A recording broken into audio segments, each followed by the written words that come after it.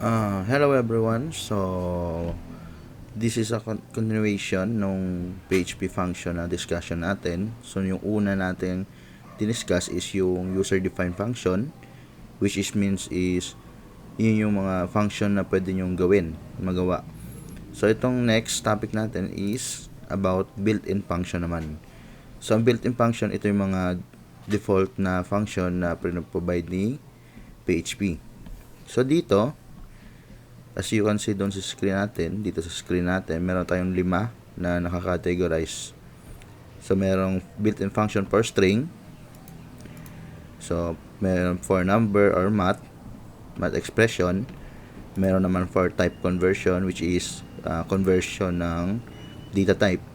Meron naman for checking. Sa checking, usually ang nire-return nito is true or false lang. Then, last is yung date and time. So, ang unang discuss natin is yung string. By the way pala. So, itong mga nilagay ko dito is, ito lang yung mga commonly used na built-in function. So, marami pa yan. So, hindi ko lang nilagay lahat kasi sobrang dami. So, kung gusto nyo makita yung lahat, pwede kayong pumunta doon sa site na WT Schools. So, doon nakalista lahat ng function ng PHP. So, first, ang di-discuss natin today is yung string function. So, sa string function, meron tayong 10 or let's say 11. So, 11 function. So, ang una natin is yung tinatawag na strlen. So, string len. Yan. String len. So, as you can see, yan. So, ang string function is nagre-return siya ng length ng specific string or variable nyo. So, ang binibilang niya, include dito yung mga symbols, mga spaces. So, ang pagbilang is by character. So, meron lang tayong dito. So, sa pag yung English language, may rule dyan. So, sa English language, one character is equal to 1 byte. Okay? Hindi pala by character yung pagbilang ng strlen. So, by byte pala siya. Okay? By byte yung pagbilang niya. So, each character, yung bilang niya is 1 byte. Yan. So, bali bibilangin yung bytes. So, dito sa example natin, meron tayong hello world na na string. Tapos, ang syntax lang ng string natin is yan. strlen, then parenthesis, tapos sa loob is yung variable. So, itong string na to, is huwag nyo lang pansinin. Not sure bakit lumalabas siya dyan, pero yung variable lang, nyo lang mismo yung yung nasa loob nun. Okay? So, yun yung niya. So, kung i-highlight natin to para mapabilis yung natin. So, makita niya dito, 13 selected. So, ibig sabihin, 13 yung naka-highlight. So, ibig sabihin, ang expected output natin is 13. So, pag nirun natin to, yan. So, 13 yung output niya. So, included yung symbols at yung spaces. So, kung tatanggalin natin tong tong space, symbols, yan. So, pag ganyan lang siya. So, pag highlight natin, makita nyo 10. So, pag nirun ulit natin yan, ang output niya is 10. Okay? So, ito yung para sa English language. Pero pagdating sa sa foreign language like Japanese, Chinese, so dito po mapasok yung handling ng multi-byte. So, kasi sa pagdating sa sa foreign languages, one character is equal to 3 bytes. Yan. So, kung i-highlight nyo to, itong hello is konnichiwa yan. So, pag in-highlight nyo, makita nyo 5. Ibig sabihin, 5 characters siya. So, 5 characters. So, expected nating output is 5 times 3. So, ang expected output natin is 15. Okay? Ito pala. Tanggalin muna natin yan. Okay? So, 15. So, pag nira natin, yan, 15 siya. Kasi, pag sa foreign language, ang isang character is equal to 3 bytes. So, paano pag gusto natin i-return is yung bilang lang mismo ng character, not the bytes. Pag foreign language. So, pwede tayong gumamit dito ng tinatawag na MB underscore string. Yan. So, pag yan, so ito is working sa mga foreign languages. So, ang automatic ang ibabalik niya is yung number ng characters, not the bytes. So, pag nira natin, so, 5. Kasi 5 yung ano natin, yung characters. Okay? So, ito yung ano ng strlen. Meron tayong strlen lang, tapos meron tayong MB underscore strlen, which is yung meaning ng MB is multi-byte. Okay? So, sa next natin na string function, ito madali lang to. So, ito yung str to lower, tapos tr to upper. So, sasabay na lang natin para mas mabilis. Yan. So, ito, str to lower, basic lang ginagawa niya. I-convert niya lang yung string to lowercase. Pero kung naka-lowercase na din, automatic hindi niya nagagalawin yun. So, dito, meron tayong hello world. Tapos yung world is in all caps. Then yung H, then is naka-uppercase. So, pag nira natin, so, by the way, yung syntax niya, str to lower, tapos parenthesis lang, tapos yung variable. Okay? Then, pag nira natin yan, automatic, i-convert niya sa lower cases. So, pagdating dito naman, sa upper, so, sa str upper, yan, ang gagawin naman niya is, convert to uppercase. So, pag nira natin yan, automatic yung buong string, is convert niya sa uppercases. So, yun lang yung ano niya. Yun lang yung functionality mismo niya. Okay? Walang any extra parameters. So, ang syntax nito is str to upper.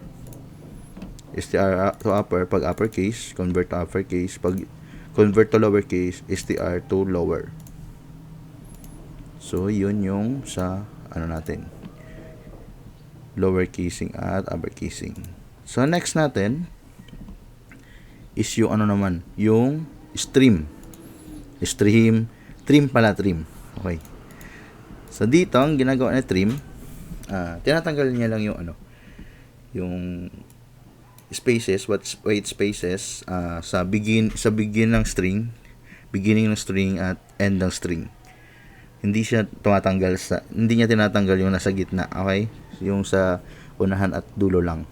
So, dito, meron tayong variable na merong spaces sa unahan at sa dulo. Then, ang syntax niya lang is trim, tapos a parenthesis ulit, tapos yung variable. Then, pag nira natin to, naglagay na tayo ng single quote dito para makita mismo natin yung result. Okay? So, pag nira natin yung code, yan. Wala na siya sa spaces. Okay? So, paano pag anong gustong tanggalin lang natin is yung L-trim. Yung nasa left. So, pwede tayong gumamit ng tinatawag na L-trim, which is meaning is left trim. Okay? So, pag nira natin yung code, ang tatanggalin niya lang is yung nasa left. So, makikita nyo yung sa right, nandun pa din. So, kung vice versa, ang gusto nyo tanggalin is yung sa right lang. So, pag nira natin siya, yung sa right lang ang matatanggal. Yung nasa unahan is hindi. So, yun yung purpose ng L-trim at R-trim. Pero kung trim lang, both is tatanggalin niya. Okay? So, yun lang. Basic. So, second, example natin, dito, gumamit tayo ng specific character. Okay? Sound trimming is hindi lang siya basta tanggal ng spaces. So, pwede tayong mag-define ng specific characters. So, dito sa example natin, meron tayong Hello PHP World. Tapos, dun sa unahan niya, may tatlong asterisk. Then, sa dulo, tatlong asterisk din. So, makita dito, tanggalin naman natin yan. So, makikita natin dito, trim yung natin, syntax, parenthesis, sa unang parameter, yung pinaka-variable nyo. Tapos sa second is kung ano yung character. So, dapat nakaka-enclose siya sa single quote. Okay? So, pag nira natin yan, tatanggalin niya both yung mga asterisk sa unahan at sa dulo. So, paano pag sa left lang? So, yan. Sa left lang yung tanggalin natin. Then, run code. Yan. Sa left lang. Kung sa right, yan. Yan. Okay. Paano pag ang ginawa natin is, tinanggal natin tong asterisk. So, ganyan lang. Variable lang. Okay. So, ang return is, ayan, as is pa rin siya. Kasi pag walang pag wala yung second parameter natin, automatic ang hahanapin niya lang is spaces. Okay? Pero since asterisk yung sa unahan at dulo, ay hindi niya na itatanggalin yun. Okay? So, yun yung functionality ni trim. So, next natin na string function is yung str post. So, yung str post. Yan. So, ang functionality ni str post, hinahanap niya yung first position ng first occurrence ng substring. So, parang more on searching siya. Okay? So, makikita nyo, so, ang return pala niya is integer or false. So, bakit integer or false? Yung integer is yung pinaka-index kung saan unang nakita yung string na hinahanap natin. Then, kung false, ang re-return is ibig sabihin, wala siyang nahanap na ganong specific string. Okay? So, sa example natin, meron tayong sentence dito. Sentence ba ito? O phrase? Okay. So, the quick brown fox jumps over the lazy dog. So, dito, magde-define tayo ng search keyword natin, which is fox. Okay? So, dito sa ang syntax ng str post, yan, str post, parenthesis, unang parameter is yung pinaka-text natin. Then, yung second parameters is yung keyword na is-search natin. Okay? So, dito, meron tayong checking. So, kung yung position is hindi, yung result is hindi false, ibig sabihin, may nakita siya. So, isasabihin niya kung ano yung search keyword, then yung position ng specific string. Then, kung wala, kung false siya, return natin is was not found.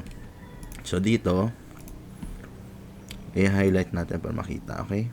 Yan. So, dito, makikita nyo, yan. So, 16 selected. So, pag nirun natin yung code, automatic ang niya is 16. Okay? So, bakit 16? Sige. Bilangin natin 0 dito sa T. 0, 1, 2, 3, 4, 5, 6, 7, 8, 9, 10, 11, 12, 13, 14, 15, 16. Yan. So, nagsimula sa 16 yung pagkita. Okay?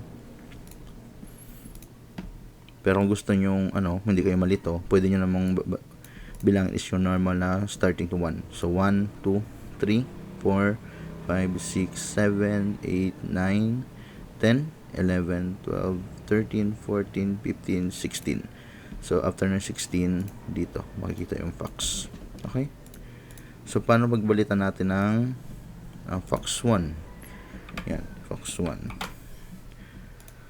So, pag nirun natin yung code, yan, was not found. Kasi wala naman siya nakita ng string na fox 1. Okay? Paano pag ang palitan natin is brown? Yan, brown. So pag nira natin yung code, yan, 10. So bakit 10? So bilangin natin ha. 1, 2, 3, 4, 5, 6, 7, 8, 9, 10. So nag-stop dito nag-start sa yung brown. Okay? So ganoon lang. So ang babalik niya is yung position, kung ano position. So another example, ito, another example natin. So dito, meron tayong example about gain sensitivity. Okay? So ano siya? So sa STR post, case sensitive yung pag hanap ng substring. Okay, so pag dito makita nyo may world dito, tapos world din yung search keyword natin, pero ang pinagkaiba na lang capital yung nasa pinaka string. So pag nira natin, automatic was not found siya kasi small letter yung W. So pag convert natin, so ano yan, W, nira natin, ayan, 6, makita niya. So 1, 2, 3, 4, 5, 6. Ayan. So ganun lang. So kaya sensitive yung str post natin. Okay? So next natin string function is yung str replace. Yan, str replace. So ang ginagawa ng str replace, so dito naman kung str post, hanapin niya yung position ng specific specific keyword na sinesearch. Dito naman sa str replace, hanapin niya, then i-replace niya directly. So ang re-return niya is yung pinaka new string. Okay, so dito sa example natin, meron tayong string na hello world, then yung search keyword natin is world, then yung i-replace nating value is PHP. Okay, so ang syntax niya is str replace. Yan, okay, tandaan nyo ha. So str replace, kung mapapansin nyo dito, wala siyang mga underscore. Yan, pero pagdating kay str replace, meron siyang underscore. So tandaan nyo yan. So ang first parameter, search, is yung hinahanap. Okay, then yung second is yung ipapalit. Okay, then yung third parameter is yung pinaka-string nyo kung saan maghahanap. Then tong count na ay mamaya ko explain yan. Okay, so pwede muna natin tanggalin yan. Tanggalin muna natin si I. So yan, tatlo lang muna. So dito, may after nun, nung paggamit ang str replace, i-display niya yung new string, yung na-replace na. So ang maging output natin is hello PHP. Yan, kasi nakita niya yung world. Okay, so what if yan, lagyan natin one world. So ang niya, i-return hello world pa rin kasi wala namang nakitang one world na search keyword, so walang nangyaring replacement. Okay, so yung kanina, para saan yung I? Okay, balik natin si I. Yan, then itong si I, ang ginagawa niya is kinakount niya kung ilang beses may nangyaring pag-replace. Okay, so dito sa example natin, kung natin, magkakaroon ng isang replacement kasi nakita yung word na word. So pag dito, ang hindi natin i-display is yung new text. Ang i-display natin yung I, yung count niya. Yan. So pag nira natin yung code, ang i-return niya is 1. So paano pag nag-add tayo ng another dito, world. Yan. Tapos another world ulit dito. Pwedeng sa unahan na lang para ano, yan. So, kung titingnan natin, 3 beses magkakaroon ng pag-replace. Okay? So, pag nirun natin yung code, yan, 3. So, pag dinisplay natin yung new text, totoo bang 3 beses nagkaroon ng pag-replace? So, pag nirun natin, PHP, hello, PHP. So, tama. So, 3 beses nga. Okay? So, yun yung purpose nitong variable na to. Okay? So, kahit ano lang pangalan yan, kahit hindi I, kahit X or Y yan, basta yun ang gagamitin nyo dito sa pag-output. Okay? So, next natin na string function is yung itong substring, substr. So, ang ginagawa ng substr, ito naman is kung kanina nagre-replace siya, ito naman is nag-i-extract siya ng specific ang tawag dito, specific part ng string. Okay?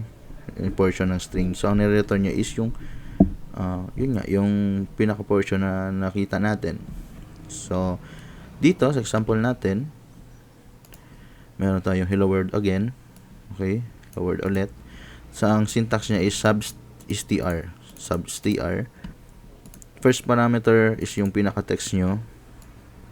Second is kung ano yung position. Okay? Kung saan magsisimula. Then third is yung haba ng kukunin. Haba ng kukunin na string. Okay? So, kung makikita nyo, so always, pag sa offset, ang bilang natin is from 0 kasi array yan. Okay? So, ano nyo, substring, mag-start siya sa index 0, 0, 1, 2, 3. Yan. So, length is 3 lang. So, ang output natin, yan, low. Kasi bakit? Yan. Okay ha? 0, 1, 2, 3. Okay? So, dito magsisimula. So, 1, 2, 3. Kasi, 3 yung length natin na sinet. Okay? So, pag kunwari, ilagay natin is 5. Okay, 5. Sinet natin. So, ang output niya, so, expected natin is kasama na tong W. Kasi kasama yung space eh. So, pag nira natin, yan, kasama yung W. So, 5 sila. 5 character. Okay, so yun yung purpose ni substring. Kukuha ka lang ng pinaka-portion ng string nyo. So, another example is ito, yung may negative values. Yan. Medyo challenging to. Okay? So, dito, meron tayong string na PHP is a popular scripting language. Okay? Then, ang substring natin, ito nga. Then, ang offset is magsimula sa 22. Okay? Tapos, ang length daw is 5. Okay? So, dito, ang pagbilang given natin 0, 1, 2, 3. So, ang pagbilang yan is galing sa dulo. Okay? So, itong dulo, ang pinaka-value nitong tuldok, yan, negative 1. Okay? So, kunyari, yan. Simula dito, bibilan muna tayo ng 22. Okay? So, 1, 2, 3, 4, 5, 6, 7, 8, 9, 10, 11, 12. Ano na lang natin, i-highlight na lang natin para mas mabilis. Tama ba? Okay, highlight 22. So, dito sa A. So, dyan. So, A, nag-stop. So, dito tayo bibilang ng, dito tayo gagrab. Pero ang grab niya is hindi pa rin gano'n sa same direction na pa left. So, para magre-reverse siya na pa right. So, ang kukunin natin is 5 characters kasi ang nakaset natin dito is 5 dito sa length. So, 1, 2, 3, 4, 5. So, yung expected output natin is AR space SC. So, sige nga natin. So, yun, tama. Okay? Then, paano pag ang sinet ko naman dito is 11?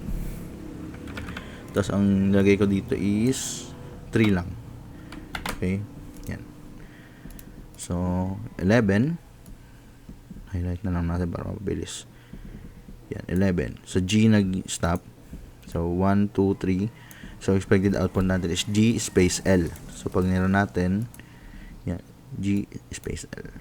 So, yun yung technique lang ng pagkuha ng string kung ano kayo, gagamit na kayo ng negative numbers. Okay?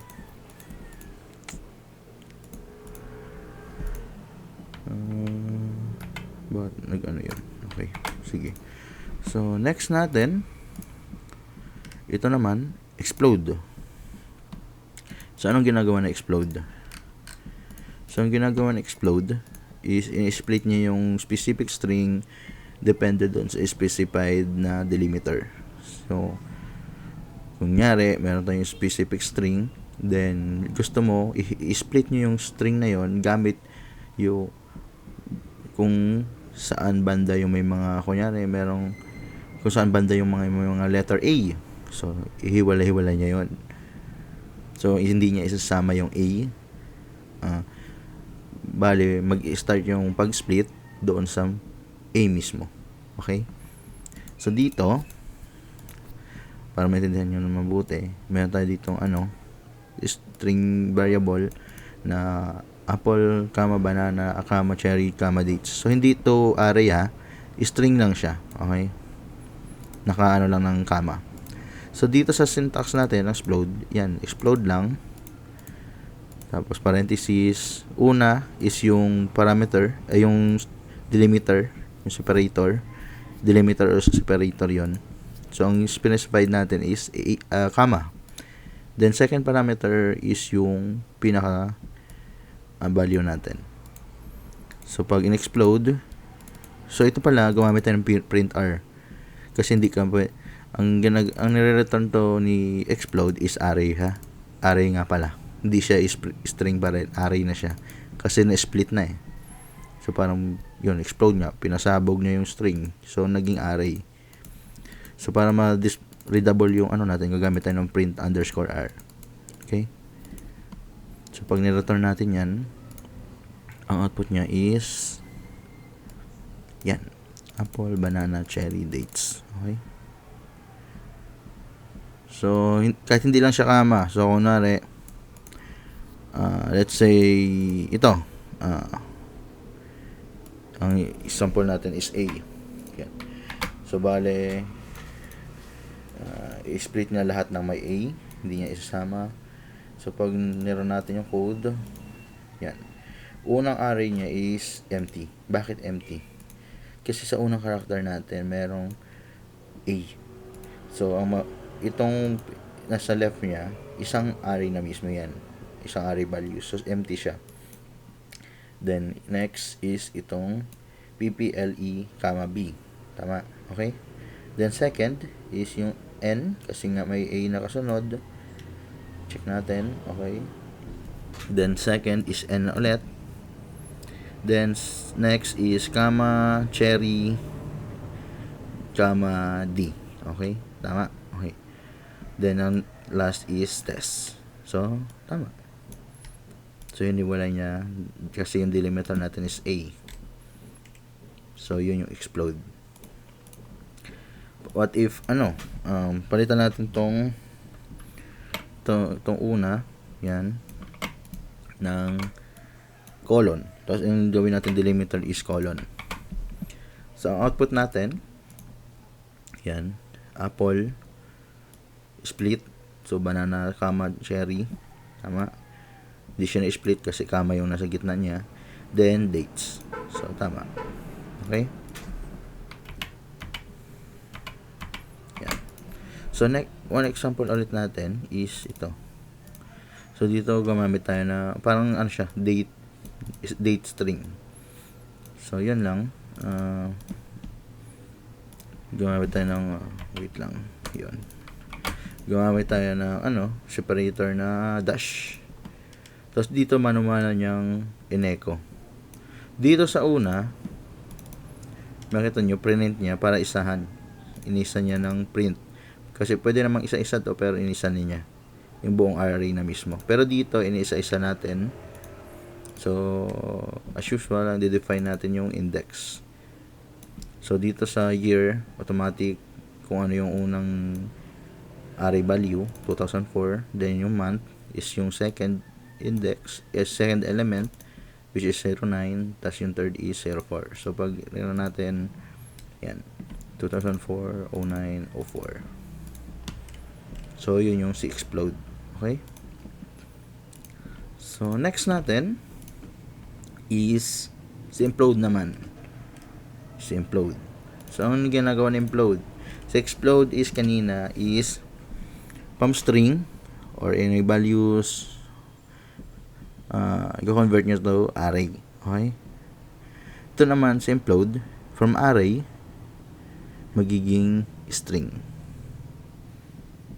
Okay? So, dito yan, parang ibabalik niya lang. So, after na explode, implode niya ulit. So, yan, meron tayong example dito, array, apple, banana, cherry, dates, na fruits, then implode, separate natin sa gamit yung comma. Okay? So, parang kabaliktaran siya nung kanina. So, ang array pa rin natin yung fruits, then display, echo. So, bakit echo, hindi na print R? Kasi, yan nga, ang ginagawa ng implode, array to string. Yung kanina kay explode, string to array. Okay? Kaya echo na siya kasi string na din. No, wala nang problema doon. So, pag nira natin yung code, yan, apple, banana, cherry, dates.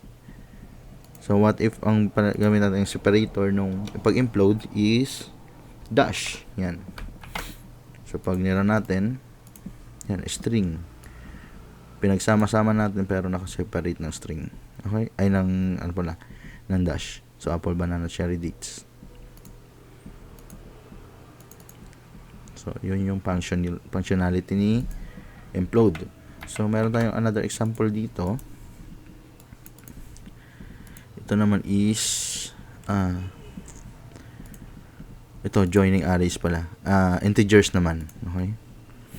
So, custom delimiter siya. So, kahit ano ulit yun, parang halos same lang siya. Yan. Pwede namang asterisk. Kahit ano. Yan. Gusto nyo letter A.